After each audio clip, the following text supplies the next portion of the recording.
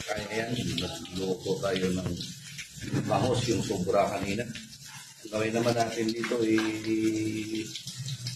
gisa natin sa bawang sibuyas, kamatis, lagyan natin ng tausi or black beans at saka tofu.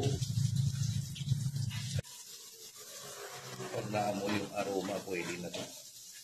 Ilagay na natin dito si kamatis. Ngayon na yung naprito natin na bangus. Ayan din yung tofu, tukwa or black beans. Ito naman si kamatis. Gisahin natin ng madami ang kamatis para malasa. Pwede na natin ilagay ito si tukwa baboy at saka si black beans. Yan. Tapos, ilalagay na din natin pati yung bangus natin na pinrito. Antayin lang natin na medyo kumuha niyan,